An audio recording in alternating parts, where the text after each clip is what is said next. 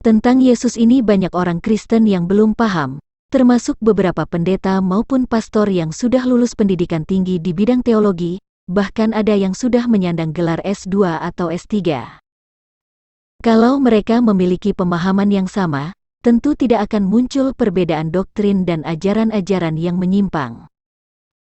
Yesus disebut anak Allah adalah karena ia adalah Allah yang mengosongkan diri dan menjadi manusia, dan ketika ia disebut mengosongkan diri, ia tentu tidak berstatus sebagai Allah maupun Allah anak karena ia telah menjadi manusia.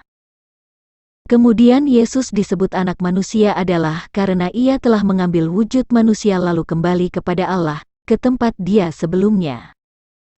Di bawah ini saya mencoba menjelaskan pengertian anak Allah dan anak manusia melalui gambar, seperti berikut ini.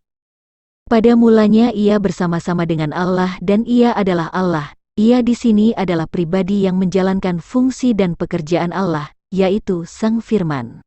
Sang Firman ketika bersama-sama dengan Allah tidak disebut sebagai anak Allah maupun Allah anak, tetapi ia disebut sebagai Allah. 2000 tahun yang lalu ia keluar dari Allah dan menjadi manusia, artinya ia meninggalkan kekuasaannya sebagai Allah atau mengosongkan diri dan menjadi sama dengan manusia. Ketika ia sebagai manusia maka ia disebut anak Allah atau yang berasal dari Allah. Dalam keadaannya sebagai manusia ia tidak disebut sebagai Allah maupun Allah anak, walaupun sesungguhnya ia adalah Allah tetapi ia telah mengosongkan diri atau keluar dari Bapa.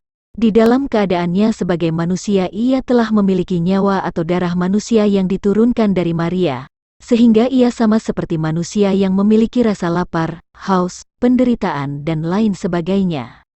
Ketika ia mati dibunuh di kayu salib, darah dan air keluar dari tubuhnya sebagai darah kurban penebus dosa manusia, lalu pada hari ketiga ia bangkit, dan pada saat itu ia bukan lagi sama seperti kita yang memiliki darah atau nyawa manusia, tetapi ia bangkit dalam tubuh yang berangsur-angsur kembali ke wujud semula, yaitu tubuh roh, sebab ia akan kembali ke dalam kemuliaannya. Yesus dari sejak naik ke surga hingga hari ini bukan lagi disebut anak Allah sebab ia telah kembali ke dalam kemuliaannya, tetapi ia disebut anak manusia, sebab ia berasal dari wujud manusia kembali ke wujud kemuliaannya semula, yaitu Allah. Yesus yang ada hari ini bukan lagi sebagai anak Allah, sebab ia sudah kembali kepada Allah dan menyatu dengan Bapa, dan Yesus bukan atau tidak pernah sebagai Allah anak, sebab ia adalah Allah itu sendiri. Pribadi A menjadi pribadi A aksen, artinya, pribadi yang keluar dari Allah adalah sama dengan dia yang menjadi manusia, yang terjadi adalah perubahan wujud dan pengosongan diri, Yesus bukan pribadi yang baru. Maka, ketika Yesus disebut anak Allah maka wujud dia yang sesungguhnya telah menjadi manusia 100%, namun ia adalah Allah yang telah mengosongkan dan merendahkan dirinya menjadi seorang hamba. Yesus sesungguhnya adalah Allah bukan Allah anak, namun ia telah merendahkan dirinya dan menjadi seorang hamba sehingga disebut anak Allah. Tidak ada Allah berubah menjadi Allah anak. Pendapat yang mengatakan Yesus sebagai Allah anak adalah berasal dari logika yang sesat dan berasal dari roh antikristus. Jangan karena Yesus disebut datang dari Allah Bapa, lalu Yesus disebut menjadi Allah anak, seolah-olah Yesus itu sebagai benih dari Allah Bapa dan menjadi Allah anak yang dilahirkan oleh Bunda Maria dan lahir sekitar 2000 tahun yang lalu. Seperti sudah saya berikan ilustrasi di video saya sebelumnya bahwa Allah itu mirip seperti presiden, Allah sebagai penguasa alam semesta, baik yang kelihatan maupun yang tidak kelihatan, sedangkan presiden adalah penguasa di sebuah negara. Presiden itu terdiri dari pribadi yang duduk sebagai presiden dan kuasa atau mandat yang dimilikinya. Allah itu juga terdiri dari pribadi yang duduk sebagai Allah dan kuasa yang dimilikinya. Karena presiden itu adalah jabatan yang diciptakan oleh manusia, maka kekuasaannya dibuat oleh DPR dalam bentuk undang-undang yang diberikan kepada pribadi yang menjabat. Kekuasaan itu berkekuatan hukum dan mengikat dan tidak boleh dilanggar oleh pribadi yang menjabat, dan warga negara yang di bawahnya harus taat kepada aturan yang dibuatnya. Allah adalah suatu roh yang memberi kuasa kepada Yesus yang duduk sebagai Allah yang dapat diilustrasikan seperti undang-undang yang dibuat oleh DPR yang memberi kuasa kepada pribadi yang duduk sebagai presiden. Oleh karena itu, Allah Bapa adalah suatu roh tempat Yesus berada dan yang memberi kuasa kepadanya sebagai penguasa di bumi dan di sorga. Jadi jelas bahwa pribadi yang duduk sebagai Allah Bapa adalah Yesus sendiri. Dan ketika ia keluar dari Allah Bapa dan menjadi manusia, maka ia bukan sebagai Allah maupun Allah Anak. Yang mengatakan Yesus sebagai Allah Anak hanya ada di pikiran orang-orang yang salah kaprah. Lalu, apa maksudnya Yesus disebut 100% Allah dan 100% manusia? Sebagai ilustrasi, saya memberi contoh ketika Presiden kita Bapak Joko Widodo menghadiri acara wisuda putra bungsunya, Kaisang Pangarep, di Singapura, tanggal 9 Oktober tahun 2019 yang lalu.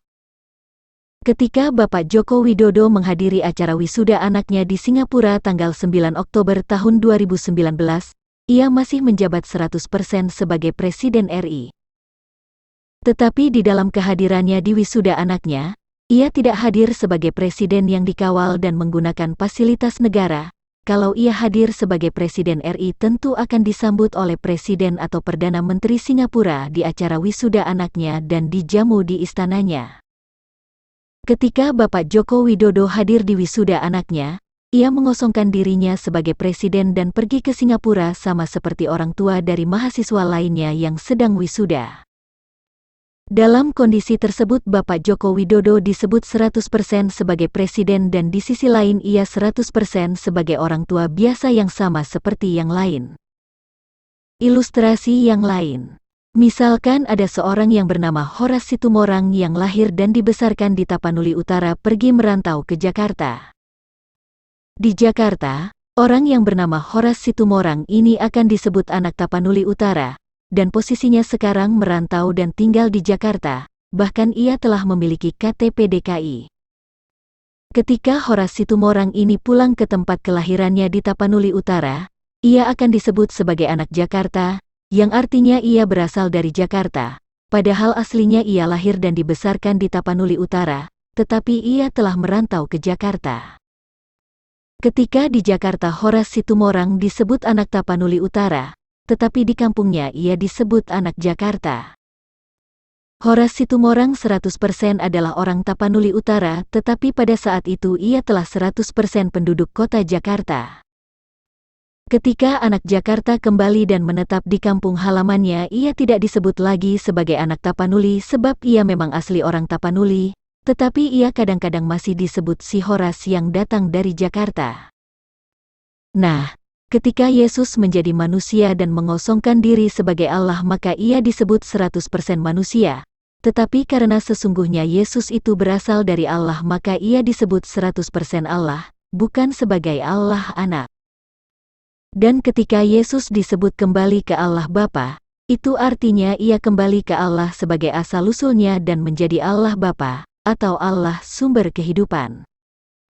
Ketika Yesus di dunia sebagai manusia maka ia disebut sebagai anak Allah, tetapi ketika Yesus kembali ke dalam kemuliaannya maka ia disebut sebagai anak manusia, tidak lagi disebut sebagai anak Allah. Salah dalam mengenal siapa Allah dan siapa Yesus maka kita akan terseret ke pemahaman yang semakin menyimpang dari firman Tuhan, termasuk dalam hal berdoa. Akibat kesalahan mengenal Yesus maka di dalam berdoa pun kita sering salah dengan mengatakan, doa kami ini kami sampaikan melalui atau dengan perantaraan anakmu Tuhan Yesus Kristus. Padahal firman-Nya telah mengatakan, mintalah kepada Bapa dalam namaku, yaitu dalam nama Yesus, Yohanes pasal 15 ayat 16, pasal 16 ayat 23 dan ayat 26, dan lain-lain. Dalam hal ini Yesus dipanggil sebagai Bapa. Mengubah hal-hal yang salah dan sudah melekat di kepala dan kembali kepada apa yang diperintahkan firman Tuhan di Alkitab memang butuh perjuangan. Dan di antara kita pasti ada yang menolak apa yang saya jelaskan di dalam video ini, karena pemahaman kita sudah terpatri dengan pengajaran-pengajaran yang salah dari guru-guru yang malas berpikir atau tidak kritis memahami firman Tuhan. Kita menyangka dengan mengatakan Yesus sebagai Allah Anak akan memuliakan Dia. tetapi yang terjadi justru merendahkan Dia, sebab Dialah yang sebenarnya Allah Bapa itu sendiri. Kalau Anda menolak bahwa Yesus adalah Allah Bapa itu sendiri, bagaimana dengan doa Bapa kami? Siapa yang dimaksud dengan Bapa? Di mana posisi Yesus dan bagaimana dengan firman-Nya yang berkata, "Mintalah kepada Bapa dalam nama Yesus"? Pada video berikutnya, saya akan membahas tentang Yesus sebagai Bapa dalam konsep Allah Tritunggal.